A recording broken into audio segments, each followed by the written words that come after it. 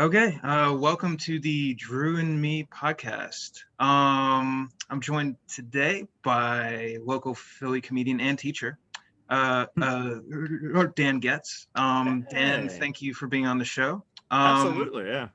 Um, uh, let's briefly sing the intro. Into the next life with With Drew Drew and and me. me. Okay, thank you, Dan. All right. That was awesome. That was great. That was my singing debut. um, Drew and Me podcast. Thank you for being on the show. Absolutely, yeah. All right, so we're gonna start by comparing songs that we really like. So Dan, what is the first song that you'd like to compare, and what is your most vivid memory of you listening to that song? Hmm. You know, I picked a lot of ones that are very kind of on the sentimental favorite side of things. So they they are ones that I don't think I have like specific memories for a lot of them, but they are the ones that when something is happening, I will put it on to kind of like enhance a moment. So like one of the ones I picked was Cyndi Lauper's "Time After Time." Um, I know at its core it's a very like cheesy song. It feels very like almost too sentimental, but like it really just like strikes a chord with me and like gets me every time. And she has a handful of songs like that too. So like I tried in the song selection to paint a good picture of kind of what I do listen to and try to pick out the songs because at the time you asked, I was in a very sentimental mood, so that's why I ended up picking very Uh, sentimental favorites. mm, But uh, yeah, I mean, this song I was just watching. My Name Is Earl too, and there's like a whole running through line gag with this song, and it's yeah, it enhances kind of very kind of melodramatic moments. um, do you mean in daily life, or do you mean for like if you were to make like a video or something, like if you were to like make a fan video, would you use Time After Time for a fan video, or if you were to make like um I think I could probably do something with Time After Time. I've listened to it enough that like I feel like it's taken on a whole new level of nuance for me that like I feel like I could probably do something actually pretty interesting with that.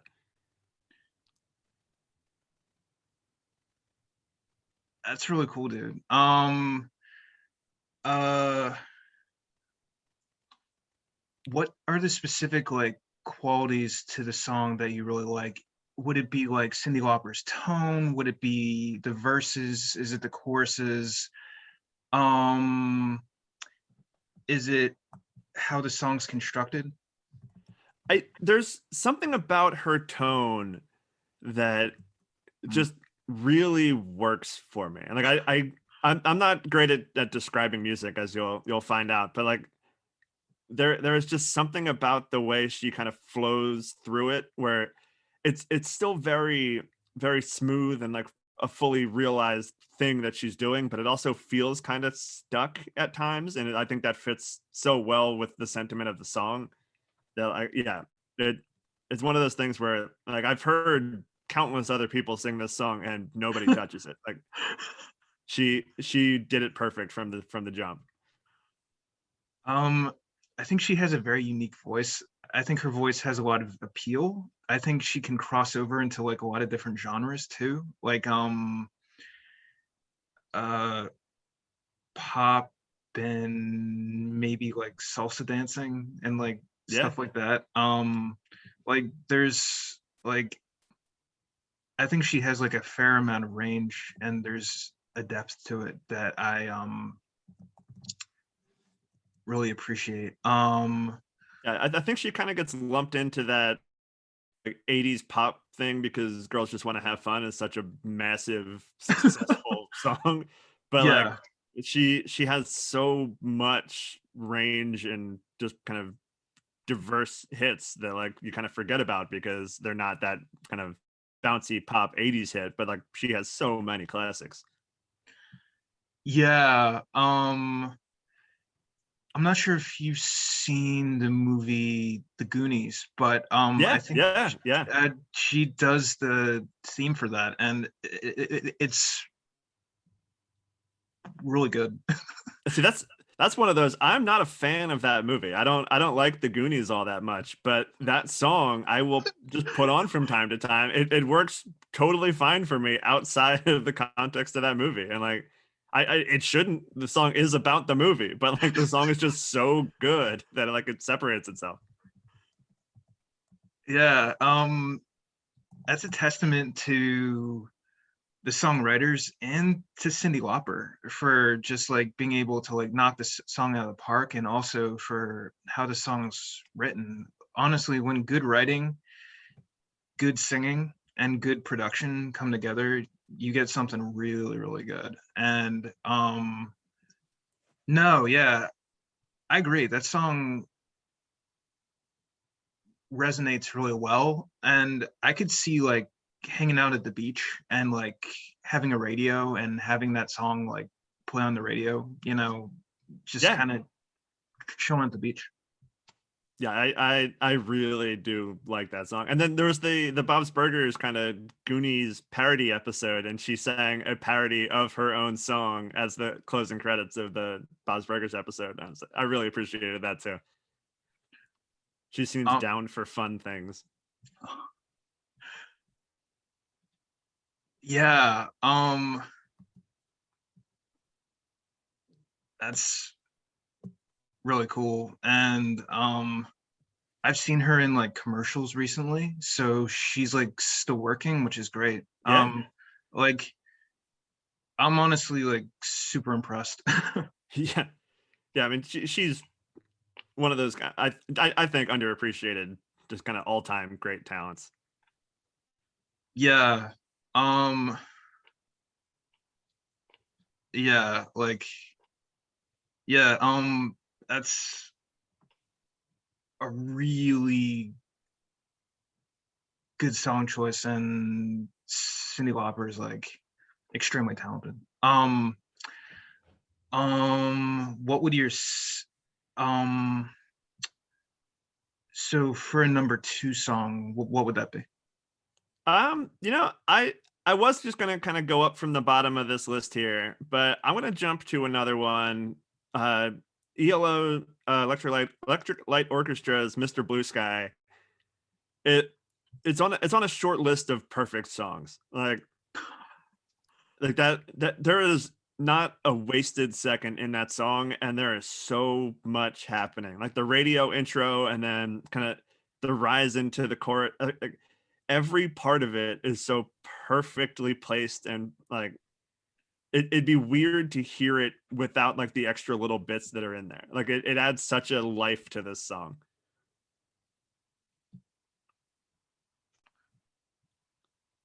Um are there particular components of the song that you find really strong?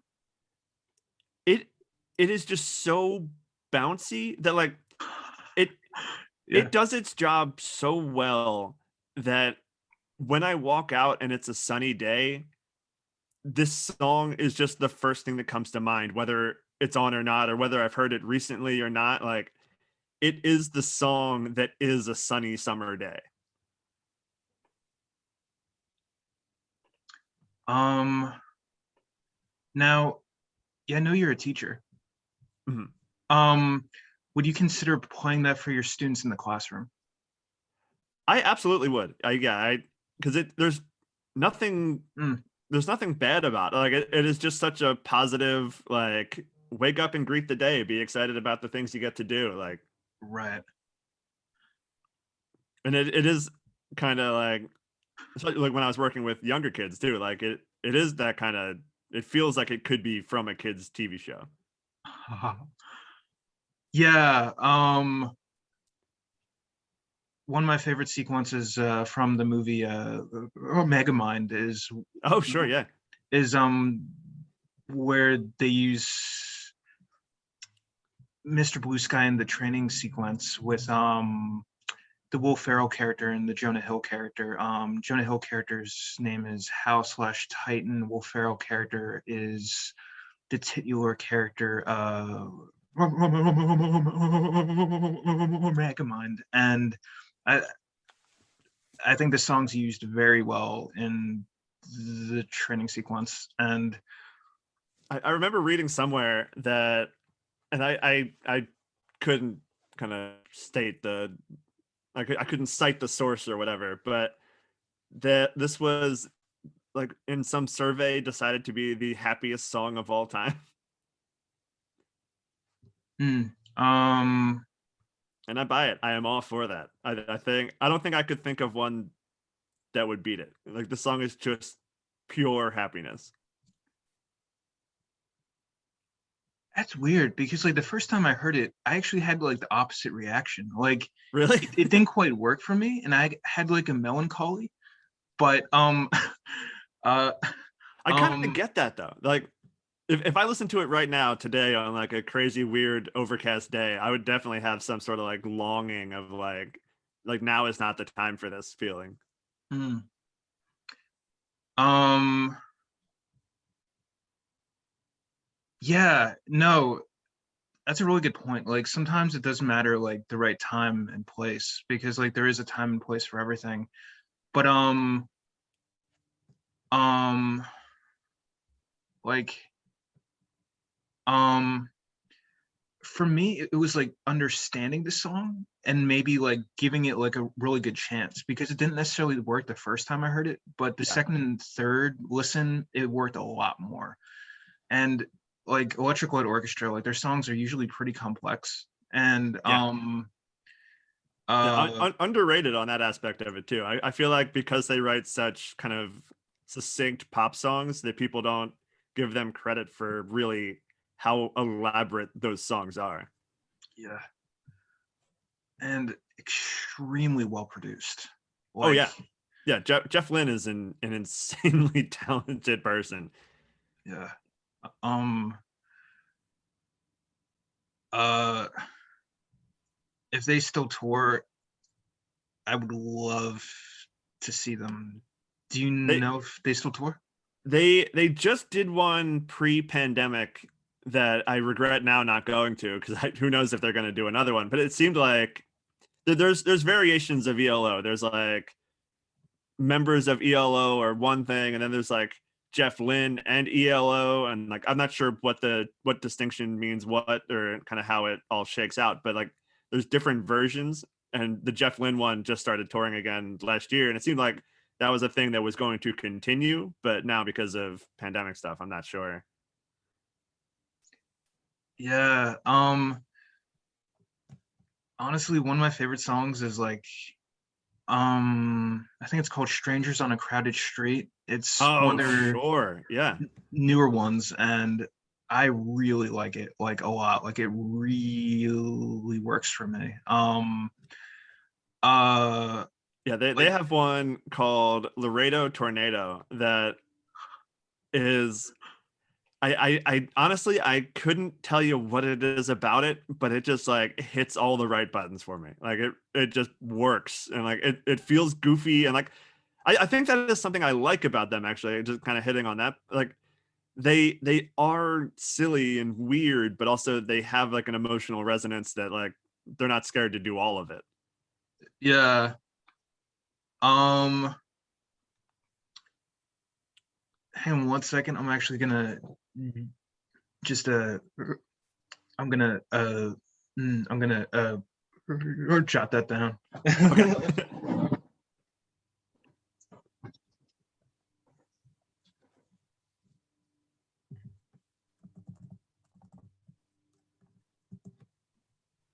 Yeah, Laredo Yeah. Tornado. Such a good song.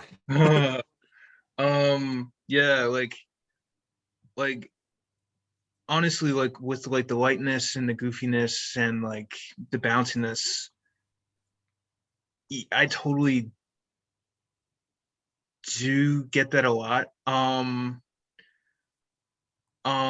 But they definitely do have more solemn and kind of like serene type songs too. And I think that's just what makes them a really Yeah, I mean, great I think artist. that the same band could do like "Don't Bring Me Down," which is so often quoted just for the like that part of it, which is it's just so silly and such a weird touch on a song that like that same band can also do "Can't Get It Out of My Head," which just kind of sits in this kind of like the melancholy of it of like yeah, like I the fact that the band can do both of those things so incredibly effectively, like it's one of those things where like Jeff Lynne was clearly not afraid of anything. He's like, I can do anything I want. Mm, yeah.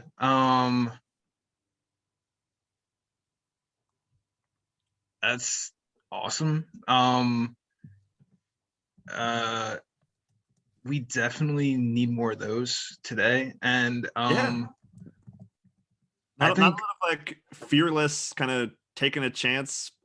Like I mean, they were massive, so like they could have easily coasted, and they are not a band that ever coasted. mm, that's really cool. Yeah, I yeah, I give them a lot of credit, and I feel like they're one of those bands that's not like they're not like the 80s band that everybody talks about, but they're the 80s band. As soon as you listen to them, you really enjoy their music, and like they're like really, Yeah, really good. Like they're not like the 80s band that everybody knows like Queen, but they're like one of those that people might mention in passing or you might hear it on the radio and you're like, okay, what's this? I want to listen to more of this because it sounds really good, but I'm not super familiar with it. But like I really want to listen to more of it because it sounds great. yeah. I mean, we just had the conversation. I have a podcast called The Rank Bank where we just rank whatever topic it is that week, and we were doing like people who were in like the last 15 years, I think it is, inducted into the Rock and Roll Hall of Fame. So like I got to do a deep dive with that, and it was fun on the show talking to people who didn't realize how many massive hits that ELO has. They're like the realization that these people like our guests on the show were having with like, oh wow, they did that song too, like that kind of moment. They had it over and over and over and over, and I was like, yeah, that's how good this band is. Yeah. Yeah. For like whatever reason, like growing up, they weren't that popular in my house growing up.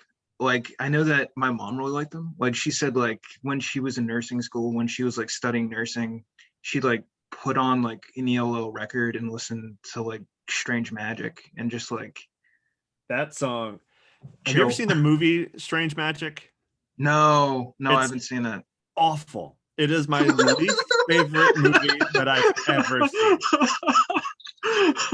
It it is so bad, but and it's like a jukebox musical for kids.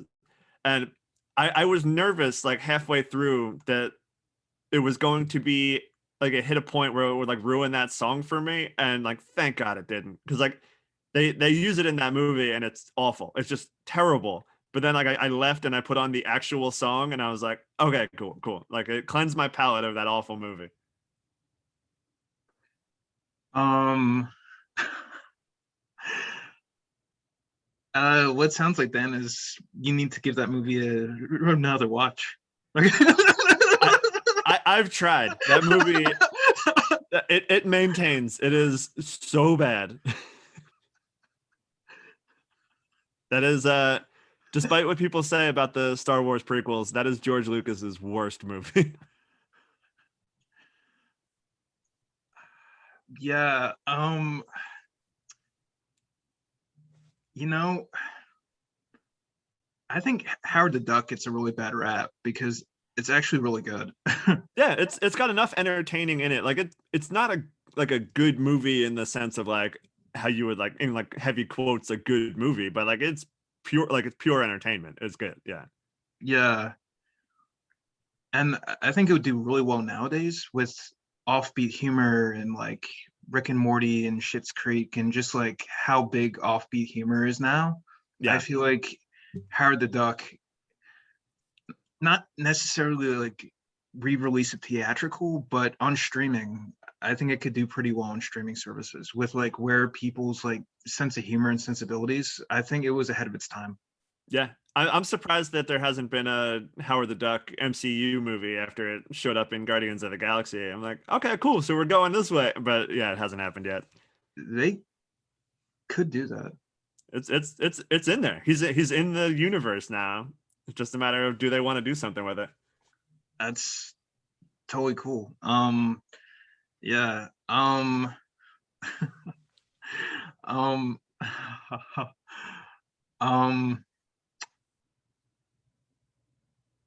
yeah. And I guess kind of a takeaway, even things that might not be as well received by George Lucas are still brilliant. Like pretty much Yeah. all the things he makes are good on some level.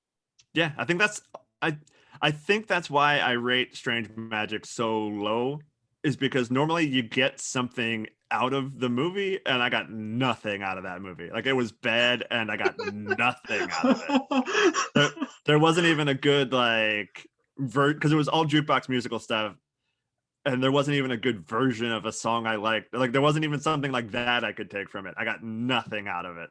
Mm. Um, um, um, yeah. Uh, no, yeah, I think that you, um,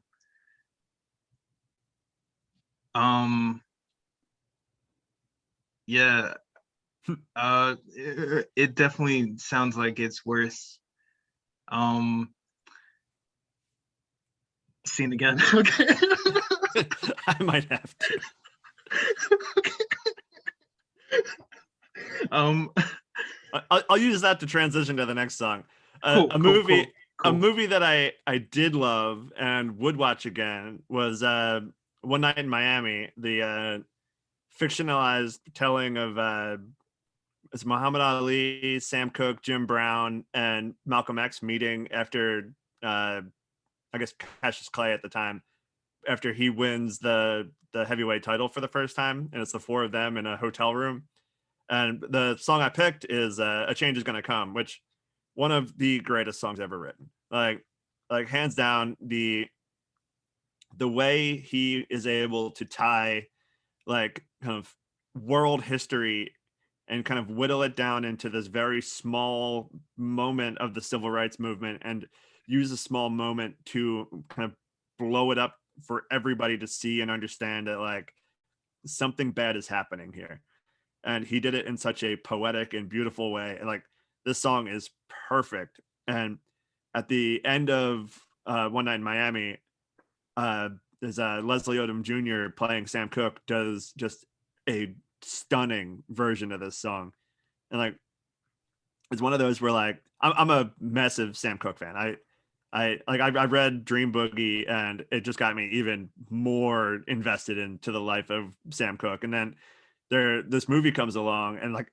it gets to the end and you're like, okay, so because like the whole movie is basically about like the other three trying to kind of like because Sam Cooke was massively popular. They're trying to tell him like you have this platform, you have these opinions, you need to kind of bring those opinions to the forefront using the platform that you have.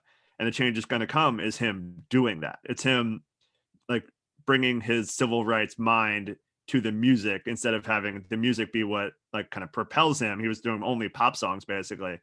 And like then a change is going to come comes out and he's a legend. And you know it's coming and you get to the scene and it starts and it is just absolutely breathtaking. Like it is one of those where like you anticipate the song the entire movie because I mean that's how good the song is. Like the movie might as well be about this song. And when it finally comes, it is just, it blows you away. Um,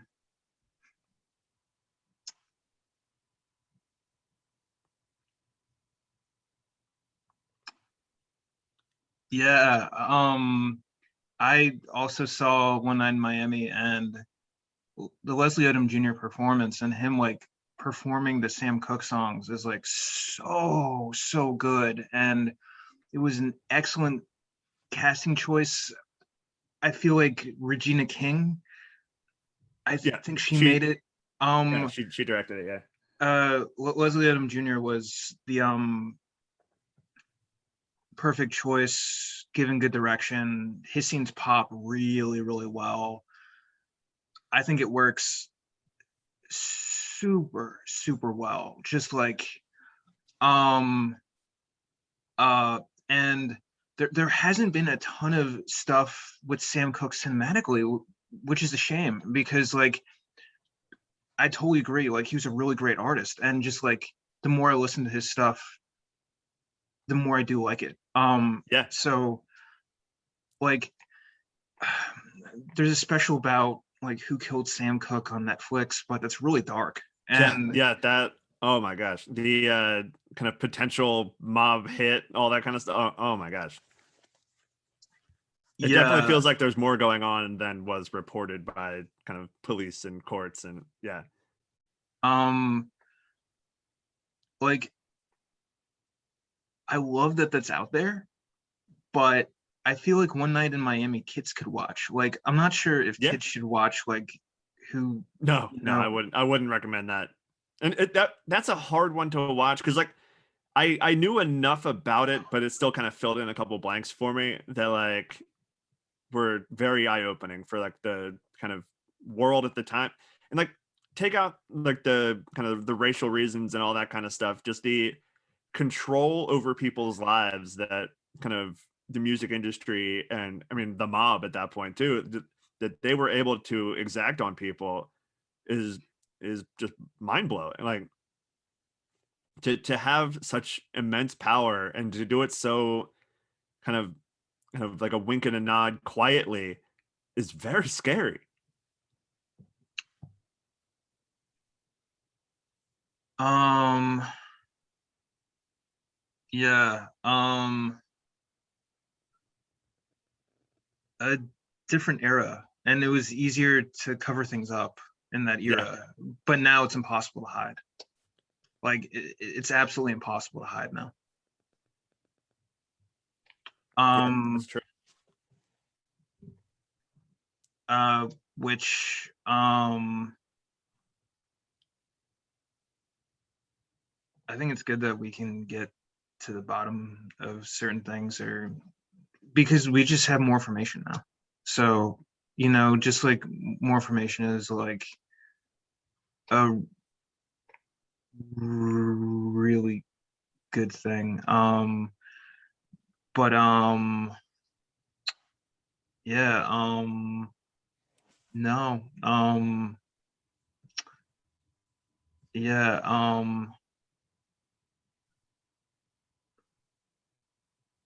I think we need more Sam Cooke movies. Okay. Yeah, I if they wanted to come out and just let Leslie Odom play the entirety of Sam Cooke's life, just give me like a 5-part movie series of Leslie Odom playing Sam Cooke. I am Super in. watchable. I am in. That's absolutely. Uh, um, so if you had to pick a favorite Sam Cooke song, would you lock in with that one? I feel like this is the default. The one I find myself listening to more often than not is his version of Tennessee Waltz. Mm, It's just kind of like a bouncy swing song. And one of the things I really liked while reading Dream Boogie, it talks about how competitive all the different singing groups were at the time, because like they were just starting to become famous, but they were kind of still doing kind of like local tours and stuff like that, and like they weren't really breaking through to mainstream yet, like the singing gospel groups and stuff like that. And they would basically, if somebody had a hit, the other groups would just try to do it better to take it basically. And it kind of made the point that like anytime Sam Cooke liked a song, and he wrote most of his songs, but anytime he liked a song, if he did a version of it, it was just his. No one could touch it after that. He was just such an amazing talent that like it was just his. He took it. And Tennessee Waltz is an example of that. Where like I've heard countless other versions of it. If you go on Spotify, there's like a dozen versions of Tennessee Waltz from country, R&B, pop, like all these different genres, and nobody holds a candle to Sam Cooke's version of it. Um, no, I I agree. Like I think Sam Cooke was one of the most talented singers ever, and I don't think he's nearly given enough credit. And Yeah, I mean, and also the fact that he was starting a record label to like give money back to the artist. Like he was started an artist first record label, and then he was killed probably because of that. Like he was taking wow, money out of the mob and out of the kind of record execs and giving it back to the artists, and it was not looked upon favorably. wow. Yeah.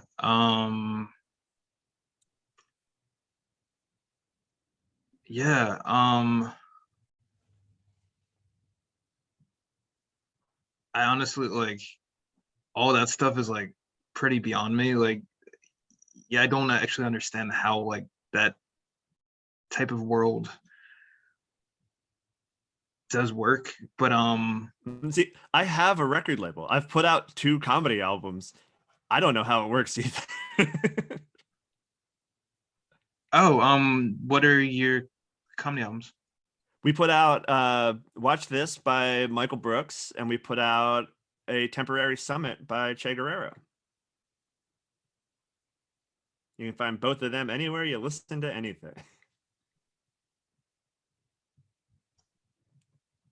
Uh, Michael Brooks was always one of my favorite Philadelphia comedians, and Yeah.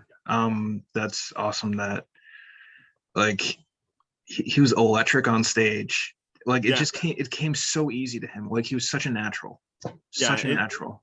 And like not to sound like I'm kind of promoting it in this moment, but like I'm really happy that this record exists because of I mean how things have kind of gone.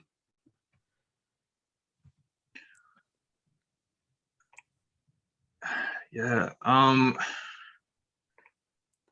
what platforms can people listen to Michael Brooks and the Che Guerrero record? Um let's see, for Mike's, I have a couple physical copies floating around, so if people want to reach out, I can certainly kind of send you the links and stuff where to buy those, and I'll send one your way. But yeah, all the streaming places, Amazon, iTunes, all that stuff, you can get it all anywhere. Um, um, um, phew, um, uh, yeah, uh, yeah, that's awesome.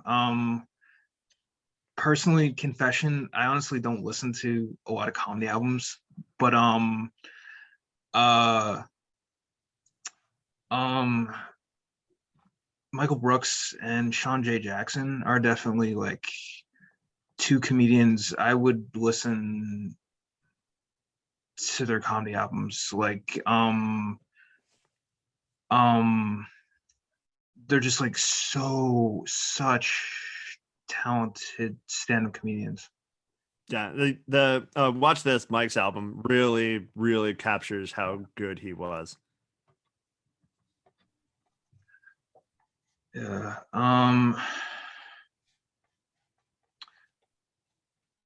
Yeah.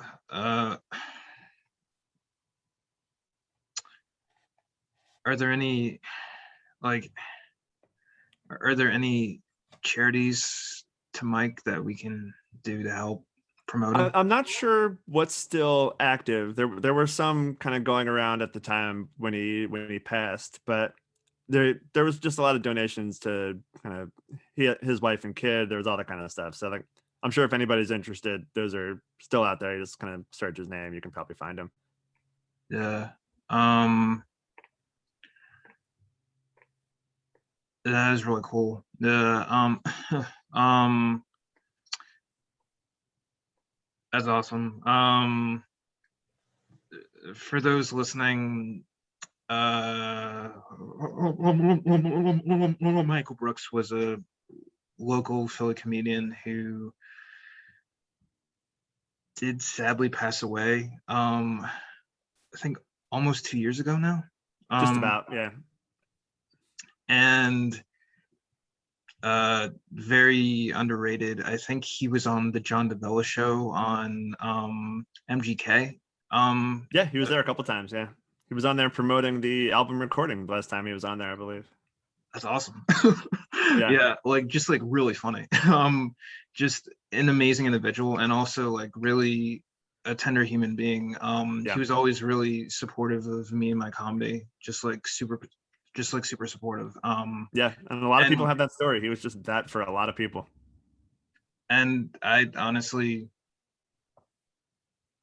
never got to tell him that, which Yeah. that's a shame. Which you know, life is short, and if you do feel a certain way, you should let people know.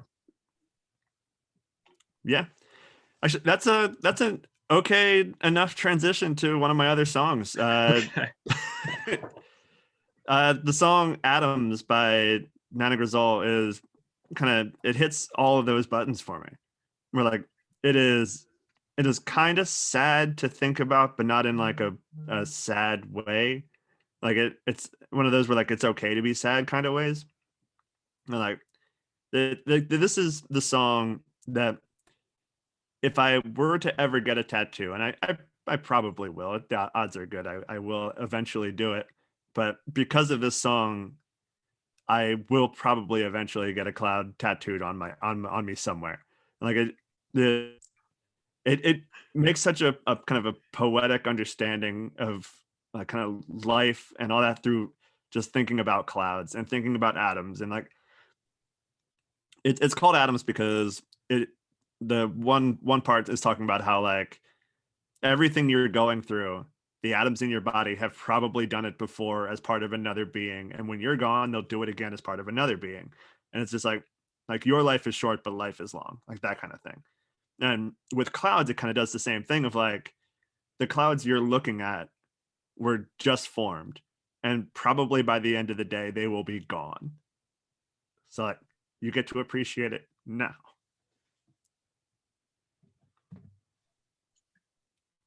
That's a really cool way of thinking about it.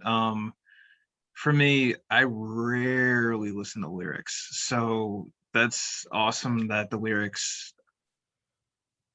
Yeah, I go back and forth with this band especially. Their lyrics just kind of always hit for me. Like they just have a way about them. They're very kind of deceptively simple. Like it's another one of those we were talking about before, where like you could play this for kids and they would probably just think of it as fun kids songs, but then Yeah, there's yeah. so much just kind of hidden just below the surface that if like Mm, you're old enough to understand it, it's like very powerful. mm, mm. Um, oof. um, yeah. Uh, um, I, um, I, mm, mm, um, mm, um, is there anything else, uh, composed by her? Are there any other songs that you would recommend Well, Nana by Grizzle is her? just the name of a band. I will give you that. Okay. It is um honestly, I don't know how to answer that question because for me it's everything. Like literally from like Love It was their first album through the one that just came out, I guess during quarantine. So I guess 2020. Like they're they just have something about them that connects so perfectly for me that like I don't know, I have a hard time recommending other songs. I guess Cynicism is probably one. It's the first song on their album Ruth. And it it's when I first heard it, I was like this is exactly what I needed. Like it was like a tough time. I was kind of getting very cynical, and the song's about like, don't do that. Like, why are you wasting your Uh, time? Don't do that. Like, uh, you don't need to be cynical. uh, mm, But it does it in a much more poetic way than I just implied. mm. Um, yeah, that, um, mm, uh, that, does sound good. Could you share the name of the artist one more time? Nana Grizzle. It's Nana and then Grizol. I've never looked into the meaning behind the name. I have no idea. I don't know why that's the name of the band. Actually, I have my other podcast, Feel Feelings. We had the lead singer on when their last album was coming out, and we got to interview him. And it's like I could have asked him then, but no, we talked a lot about more it was the album is very kind of civil rights heavy, and he's an out queer guy, and it hits on a lot of that kind of stuff. Um, like we talked more about that kind of stuff, but yeah, I do now wish I was like, so where does the name come from? Yeah, um, uh, yeah, um, um,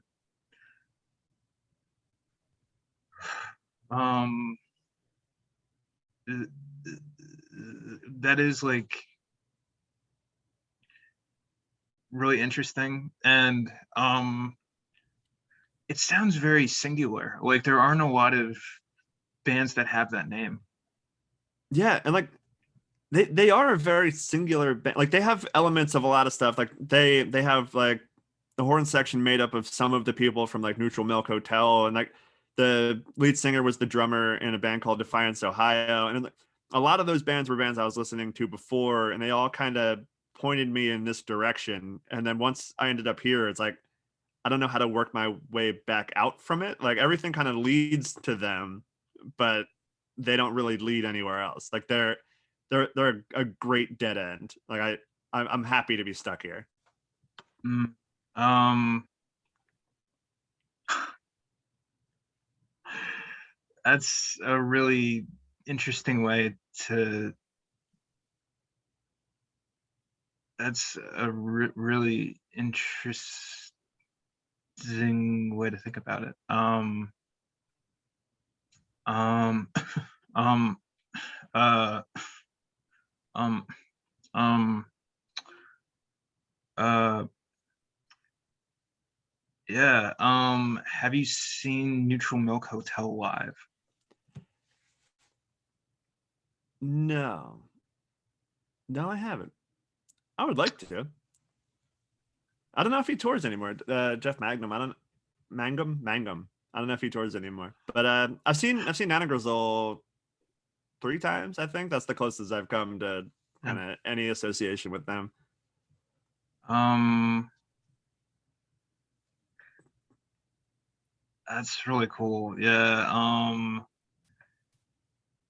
Uh, um,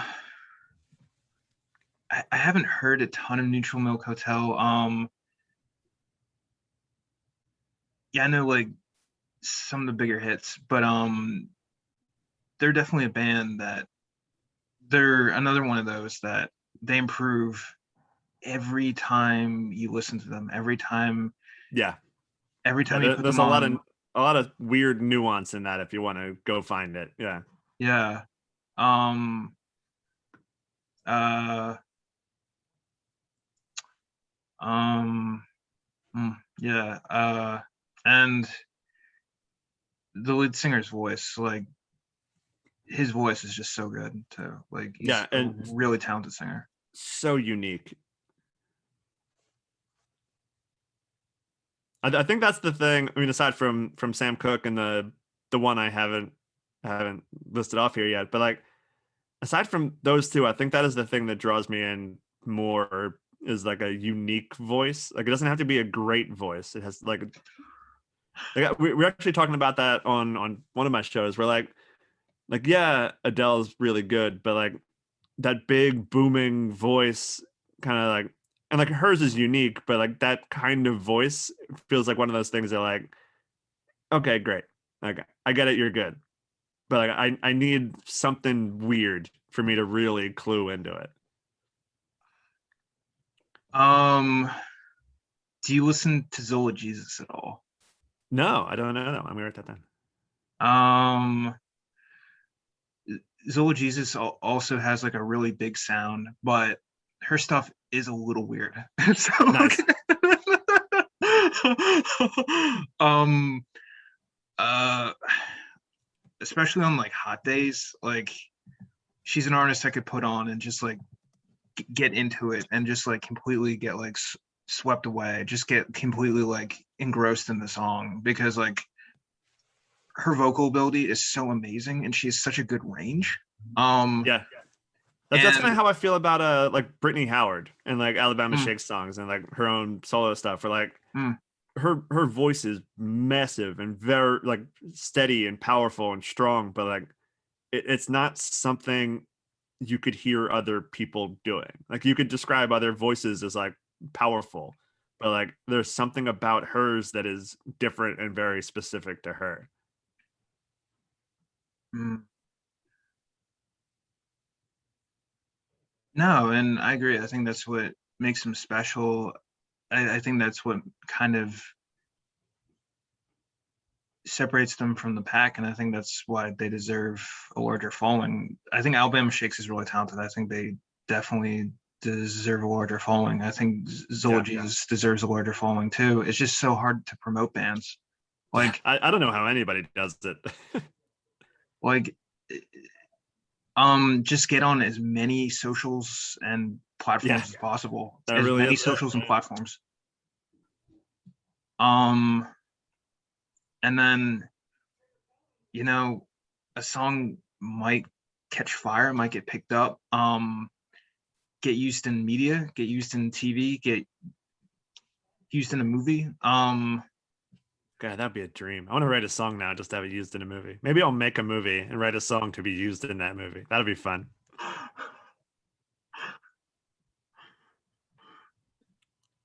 I could see you making a really good stop motion claymation movie. I would love to. I'm waiting to move into a bigger apartment where I can set up a studio, but I am not ruling that out. And it's an underrated like medium too. Like the Wallace and Gromit stuff is great. Like Oh, for Nightmare sure. Before Yeah. Christmas, like, and a lot of that stuff does resonate pretty hard. And I guess like are like the Lego movies are, I are I they think stop those motion and are claymation? I think those are all CGI, but they all move in a way that it could go either way. It's like the Lego pieces don't move in ways that Lego pieces can't move most of the time.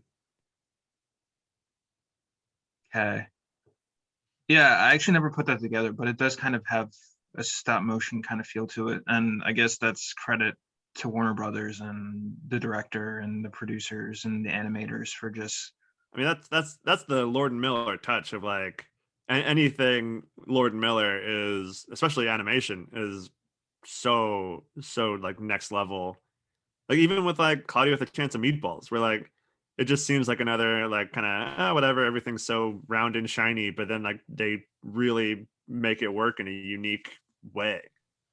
mm, um yeah.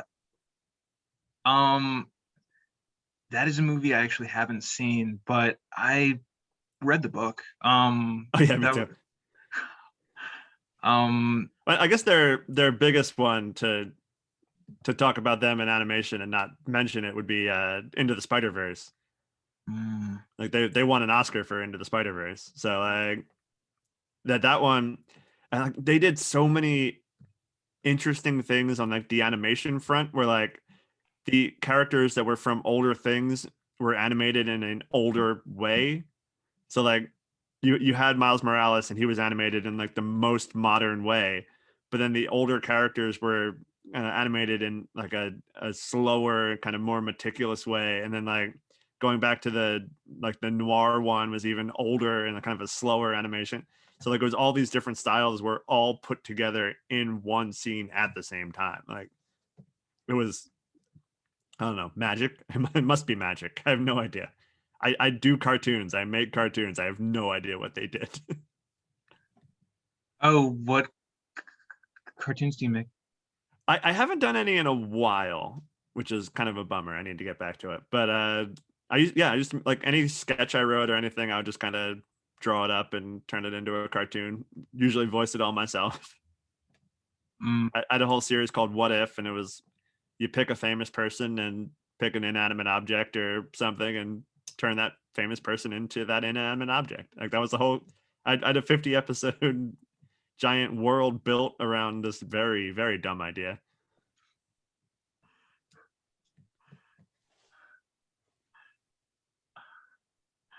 um, if you want to send that to me, I'll check it out. Sure, I'll definitely send it over. Yeah. Yeah, man. Cool. All right. Uh, so we're getting off on a lot of tangents, which is awesome. Yeah. I love tangents. Tangents are like probably my favorite thing in life is probably tangents. Yeah, I definitely appreciate them. Yeah. um, You ready for this last song then? absolutely. All right. I saved this one for last because I personally feel this is the greatest song ever written. It is "Lean on Me" by Bill Withers.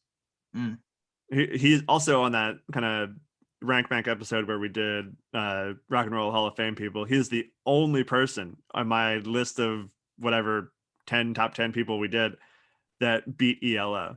Bill Withers was number one. ELO was my number two.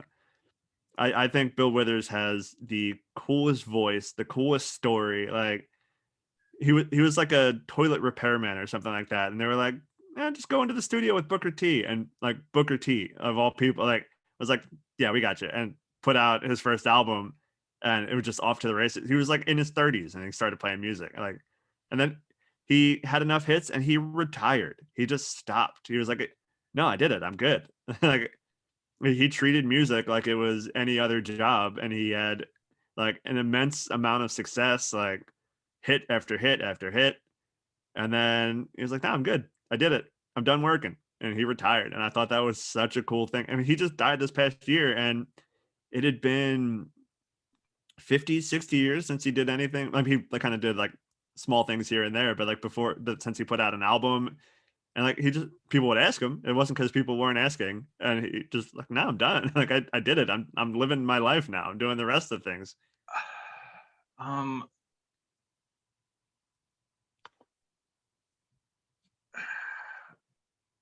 I, you know, I agree. Like he is like one of the, like the strongest like voices I've heard. Like it's like he has a really powerful voice, and um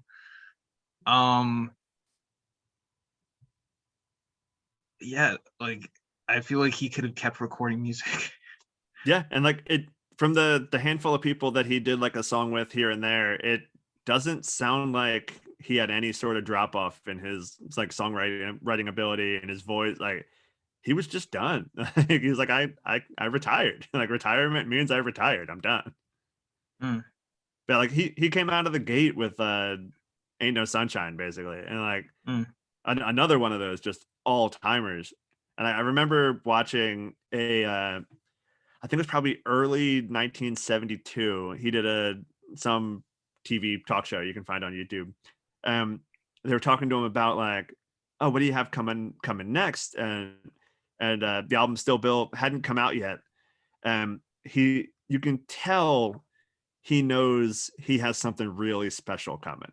That he's being Mm. cagey about it because you can't really talk about it and say what it is. You can't play the song, but watching it, you really get the feeling that like he knows "Lean on Me" is about to come out. Like the song, it's one of those like it is perfect for every type of relationship.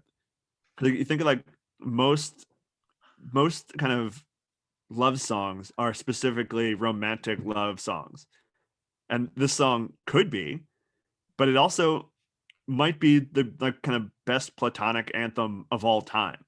Like, I don't know if anything is just a friendship song, and it's kind of on the same as the Adams one, where like it is so simple that it feels like a trick. They're like, I don't know if he wrote the song and then the world was just like, oh, that's how it should be, or if he just kind of plucked something that was a universal experience and put it to words so well. But whatever it is he did in the song, it is just, I mean, I say it a lot, but it is perfect.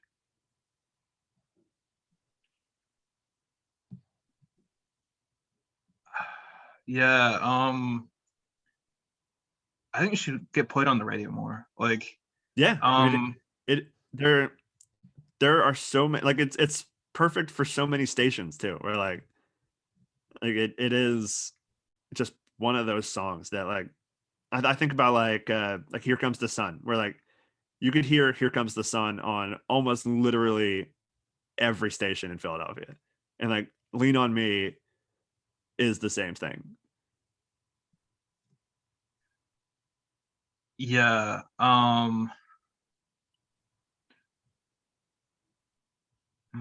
um, and it's honestly been like covered a few times, and it's been covered pretty well. Um,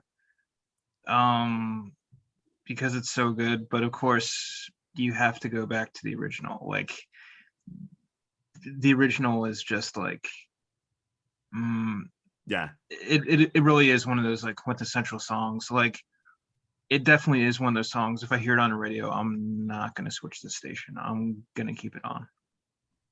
Yeah. And like it's one of those things that like at the time when it came out in like 1972, like there are probably a lot of people who needed to hear like I Got You. Mm. Um, yeah. Mm.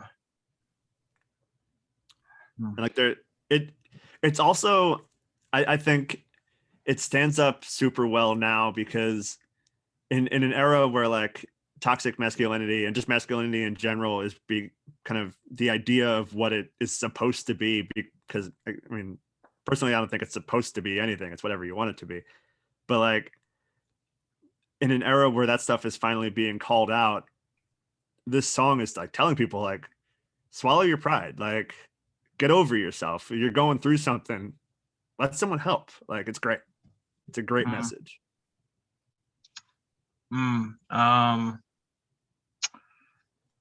Mm. Wow. um. Uh.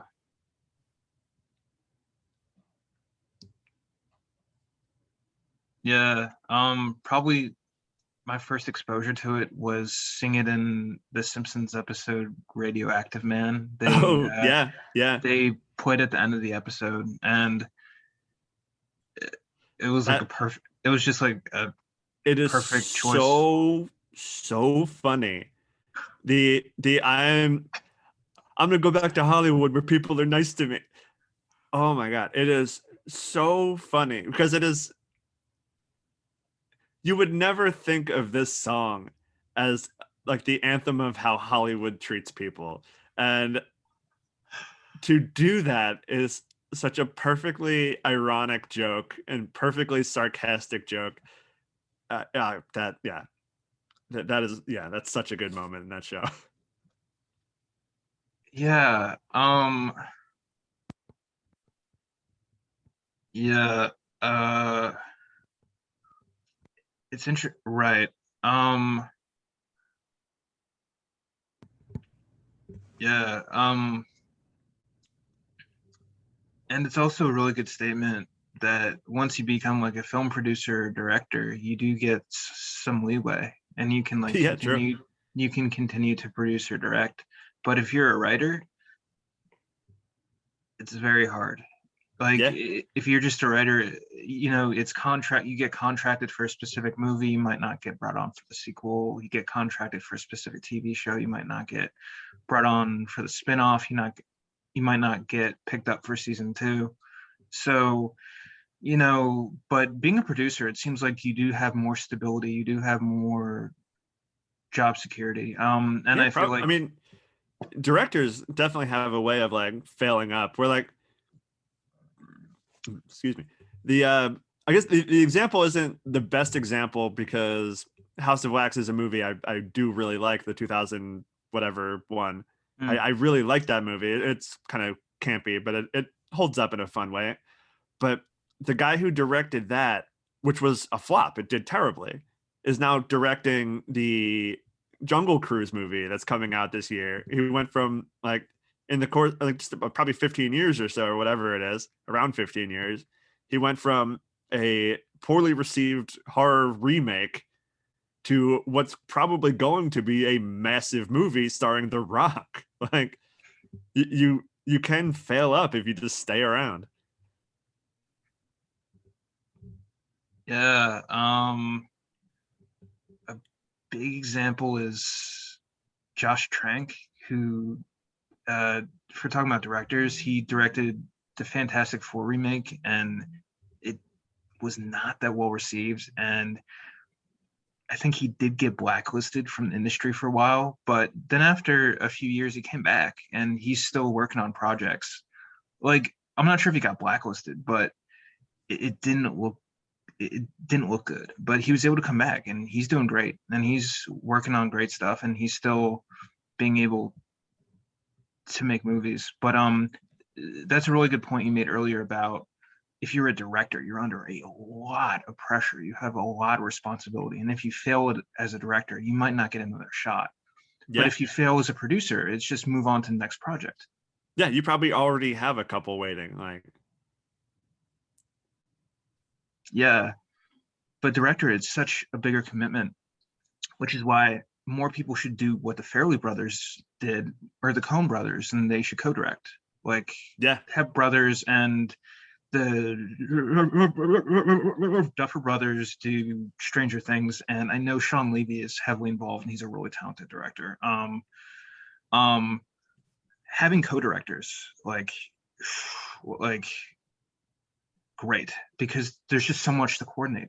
There's so much to do. Like, you yeah. know, it, If you have um, someone you can work well with as like a kind of an equal partnership team, yeah, I definitely recommend it. I've been lucky on that front making stuff before where like, oh, I couldn't have done this by myself. Like I'm glad I have somebody who can kind of bounce ideas off and kind of keep me moving forward. um, um, yeah. Okay. So on that note, I think we've concluded the music segment.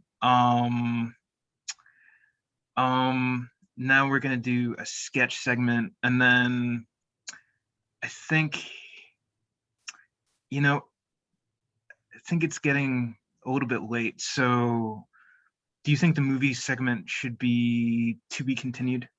Sure, we can do that. Cool. All right, that sounds good. So, just hang on one second. I'm gonna share my screen, and we'll just perform a quick sketch. Okay. All right. Um, so the sketch is called 90s Time Warp. Um, and I'm gonna play a character called Mr. One, and Dan is gonna play a character called Mr. Two. Um,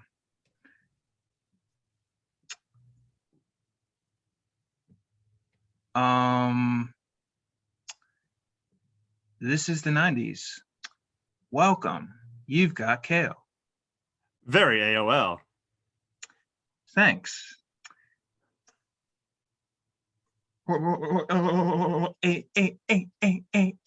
AOL was a 90s staple, and we are in a time warp. What type of surfing are you interested in? Since it's the 90s after all. What are the surfing options? Windsurfing, web surfing, or couch surfing? Depends on a few things. Web surfing is a good solitary activity. You can master it alone and stumble upon some virtual gold. Windsurfing, if the season and setting permit. Could you imagine windsurfing in mid-January in Alaska?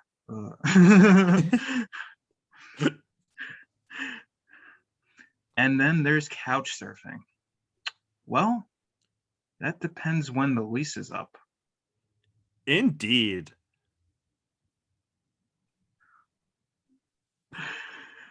Okay, that was a sketch. Thank you guys very much. And uh,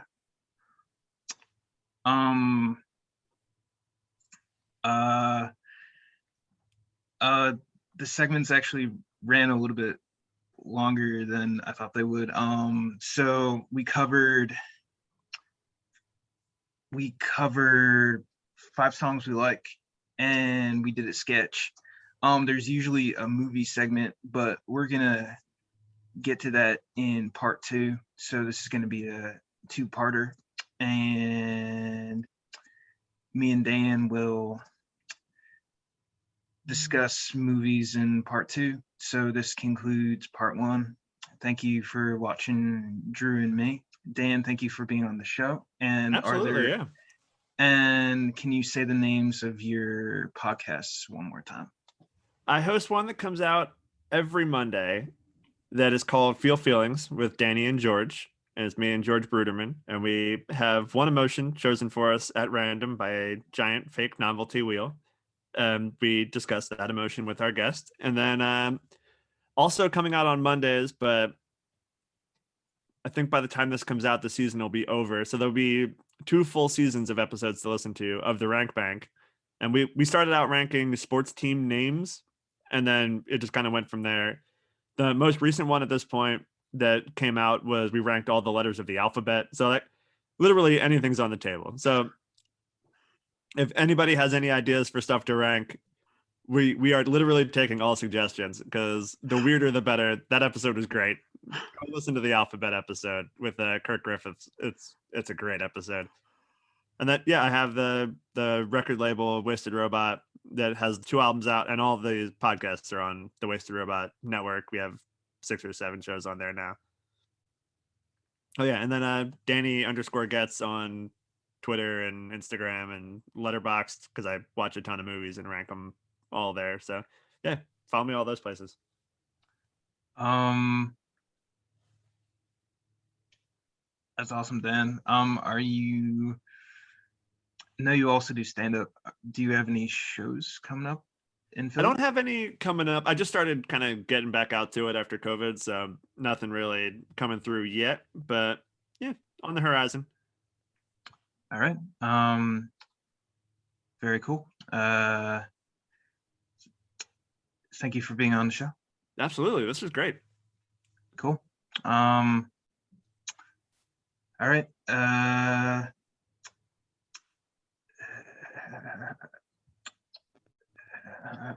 a good night, guys.